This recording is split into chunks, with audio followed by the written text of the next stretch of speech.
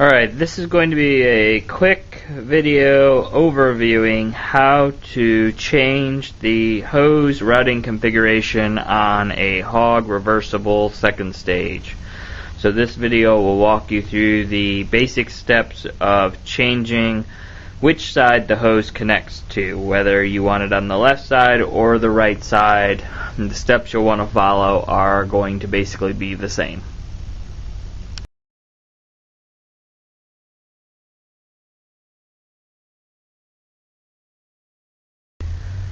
The first thing you're going to want to do is remove the front cover. So it just should loosely or easily unthread. Remove the plastic front cover and gently pull free the diaphragm. At this point you should be able to see the lever, the adjustment tube, and the Venturi switch assembly. Take your adjustable wrench and loosen up the locking nut here on the side, and again that shouldn't be tightened too severely, so just unthread that with your thumb and forefinger there. Set it to the side. Remove the metal heatsink spacer, set that to the side, and at this point lightly depress the lever and, taking the palm of your hand, push gently on the end of the barrel so that the entire air barrel assembly comes free of the case. Set the case aside. You'll see that a small O-ring popped loose here. I want to go ahead and set that aside, and at that point we're going to stop for just a second.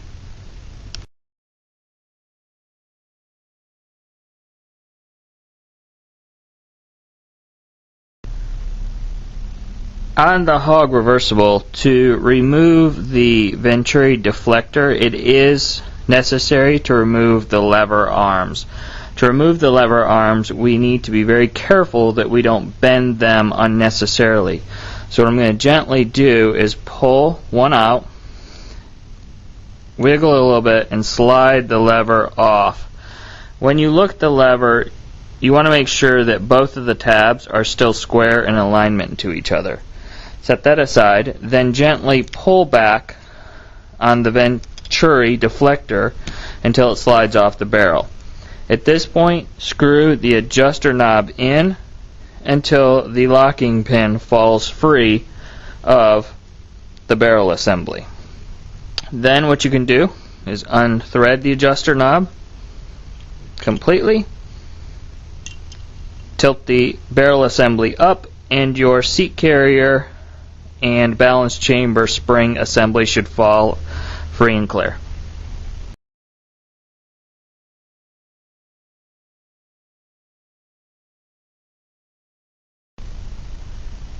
Next, what you want to go ahead and do is set the case up to reverse the direction of the air barrel. So pull out what was the right hand side case locking clip, pull the O-ring off of that, and place it onto the new left hand side. Set it off to the side. Pull the large O-ring off of the previous deflector knob, set it to the side, and place it on the new Venturi deflector knob. Now what we're going to go ahead and do is place this left hand clip into the case, pushing it in until it seats fully with our thumb and forefinger. And then we're going to go ahead and get ready to reinsert the air barrel.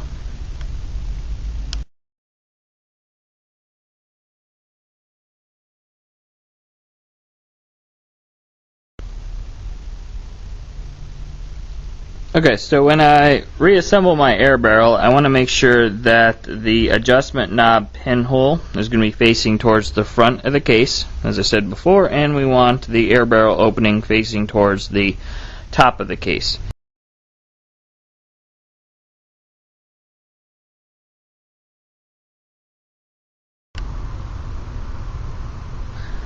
Okay, so now we're ready to reassemble the air barrel assembly now that we have the reversed parts ready, and if you remember, just like I said earlier, to remove the Venturi adjustment vane from this regulator, you have to take the lever off of the air barrel. To put it back on, it has to go back on before the lever. So that's the first step that we want to do. We want to go ahead and slide it, starting on the threaded end, out towards the adjustment side, and then keeping my opening of the air barrel facing away from me, I'm going to go ahead and reinstall the lever. So I'm going to start one tab inside the square there, and then gently pull the other one over the side so that my lever is in place. At this point, I want to go ahead and push the Venturi vane back a little bit, and you'll see why I want to do that. I want to make sure that I can visualize the pin, the adjuster knob pin retaining hole here, and to do that I need that slid back. So I'm going to go ahead and now reinstall my poppet assembly. And that's okay if this is just flopping around a little bit, or you can kind of have it sit to the side.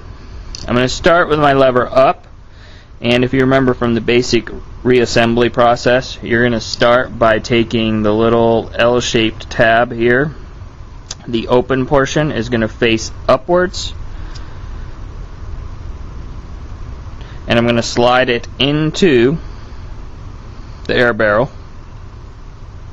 I'm going to use the flat of my adjuster to drive it forward. You'll see as the feet engage the feet of the lever, it will drop, but then as I screw it in, the lever is going to rise up as I put tension on it.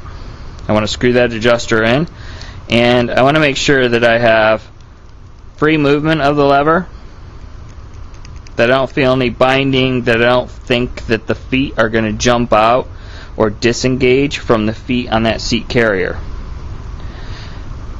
At this point, I want to go ahead and reinstall the retaining pin. So to do that, I have to screw the knob in, the adjuster knob, and I have to be able to visualize the locking pin opening hole here. I'm going to slide the pin through it and catch it with my finger so it doesn't fall out the back side. You may have to wiggle a little bit. Once you have it kind of there, use your right hand or your left, whichever you like. Make sure it stays seated. It has a tendency to want to wiggle free. Thumb and forefinger hold in place. Back your adjustment knob out until it puts tension on the pin and locks in place. See how it won't fall out at this point? If I screwed it forward, see how it falls out. So again, I'm going to go ahead and I'm going to reload it into the spot. Don't do that, I was just showing you. Holding it in place with my thumb and forefinger. Back off the adjustment knob until it's held in place. Take your Venturi vane and pull it all the way forward. Now what I can do is go ahead and load this entire assembly back into the case. I'm going to depress the lever with my thumb and forefinger, and you may have to do a little bit of wiggling, a little bit of finagling to get it started there. Push it forward until you can't push it forward any further.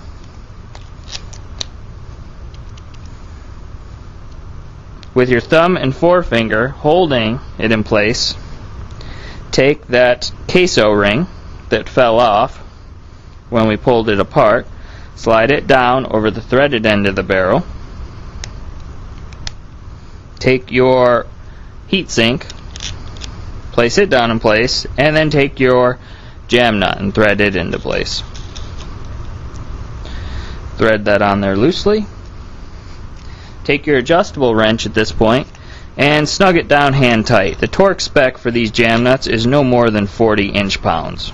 If you're tightening it up so much that you're seeing any twisting or torquing of the air barrel assembly here, you're going way overboard. About 40 inch-pounds is right where it stops right there. Again, check to make sure that your lever moves freely. At this point, you should be able to adjust the adjuster knob in and out freely. The Venturi vane should work freely, and if you look down inside the case, The opening of the air barrel should be facing up towards the mouthpiece area. Place your diaphragm back in place. Your hard plastic cover. Critical component is to make sure that your hog is facing in the right direction so everyone can read it as you're being photographed or people are looking at you underwater. And then we want to put our locking ring back in place. To review, the right way to put a locking ring is to back counterclockwise until you hear it click, and then screw it forward. Remember, at this point we have had the lever out of the air barrel, we have had the poppet assembly out of the air barrel, and it may be necessary to do some fine-tune adjustments on the orifice side. And if you have participated in the HOG repair seminar, then you will know how to accomplish those steps. If you have not participated in a HOG repair seminar, I do not suggest trying to switch the orientation of a reversible. Take it to your nearest HOG service technician or dealer and allow them to do so. Again, since we have had the regulator apart and moved the orientation of O-rings, always do a vacuum check on the regulator, checking for any leaks. And the easiest way to do that is you can plug this end with your thumb, place the regulator in your mouth, and suck in. If you draw any amount of air through it, then you have a leak somewhere in the system, and we want to go back and check all of those O-rings. If you have a vacuum, meaning you don't get any movement of air or anything like a normal breath, then you should be good to go to hook it up to your tank, do any final breathing adjustments you need to, and go diving. Again, you can always contact me at edgediving.operations@gmail.com with any questions in regards to this. I know this was a quick and dirty little video. Hopefully it made everything a little bit clearer. If it didn't, email me your questions and I'll try to make you a more detailed video addressing your specific issues. Thanks a lot and have a great day.